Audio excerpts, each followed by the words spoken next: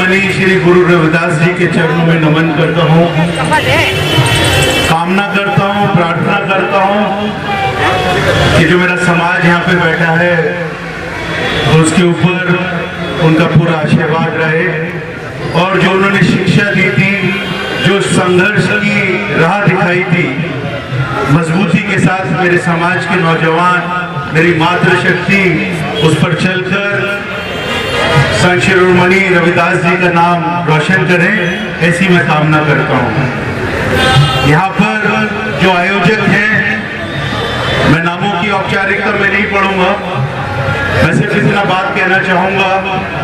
अभी जब मैं कार से उतरा और मंच पे आ रहा था तो हम अपने जो यहाँ पे गुरु बैठे हैं, संत बैठे हैं, संत समाज बैठा है, उनकी बात सुन रहा था।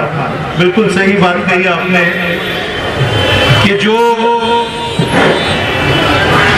बाबा हमारे संत शिरोमणि जी को 600 साल पहले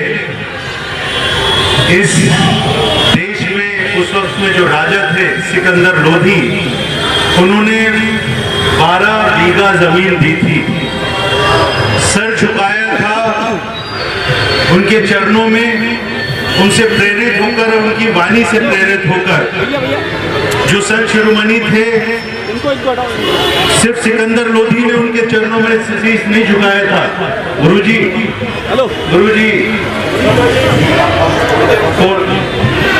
पूरे भारत के उस वक्त में 50 से ज्यादा जो राजा महाराजा थे, संत शिरोमणि जी के चरणों में नमन करते थे, उनको अपना गुरु मानते थे।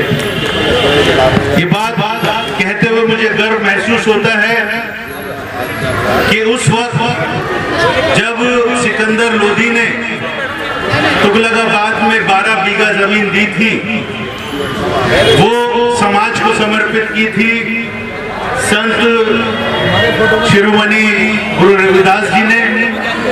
लेकिन कुछ ताकतें देश के अंदर ऐसी हैं जिनकी नजर हमारे समाज के उस जमीन के ऊपर थी। उस मंदिर को तोड़ा गया, उस मंदिर के ऊपर कब्जा किया गया और 400 गज जमीन देकर छोड़ दिया, जैसे हमारे समाज के ऊपर बहुत बड़ा एहसान किया। और अभी जैसा संत कुलवंत राम जी बता रहे हैं, जो साधु संप्रदाय सोसाइटी के पंजाब से आए हैं यहाँ पर, उन्होंने बताया कि वो जमीन भी अभी नहीं मिली, लेकिन यहाँ पर दिखावा करने के लिए हमारे सीने पे जख्म देकर मरहम लगाने के लिए देश के प्रधानमंत्री तो हमारे मंदिरों में आ रहे हैं, ये बताने के लिए कि देखिए मैं आपका शुभचिंतक हूँ। लेकिन हमें ऐसा मरहम नहीं चाहिए, ऐसी हमदर्दी नहीं चाहिए। जो संत शिरोमणि गुरु रविदास जी की जमीन थी, जो समाज की जमीन थी, 12 बीघा जमीन तुगलकाबाद में, वो हमें वापस चाहिए। और जब तक वो जमीन वापस नहीं मिलेगी, पूरा समाज पूरे देश में एकजुट होकर, राजनीतिक पद कुछ भी हो सकता है, राजनीतिक विचारधारा, राजनीतिक पार्टी कोई भी हो सकती है। मैं किसी पार्टी से संबंध रख सकता हूं, यहाँ पर मेरे कुछ साथी बैठे किसी और राजनीतिक पार्टी से संबंध रख सकते हैं, लेकिन जब समाज की बात आएगी तो संघर्ष हमारा जारी रहेगा और हम ईंट से ईंट बजाने का काम भी कर सकते हैं। ये समाज को कमजोर मत समझिए। इस समाज के लोगों के पास में हो सकता है हमारे पास में धन कम हो, लेकिन जो हमारा जिगरा है वो कमजोर नहीं है। और इनको बताना चाहता हूं इस मंच के माध्यम से, हमारा जिगरा भी मजबूत है और हमारी जनसंख्या भी ज्यादा है। और हम सब लोग अगर एकजुट, पूरे देश के लोग एकजुट हो जाएंगे, तो जिस सरकार ने यहाँ पर इस जमीन के ऊपर कब्जा किया है, उस सरकार की चूल भी हिलाने का काम हम लोग करेंगे।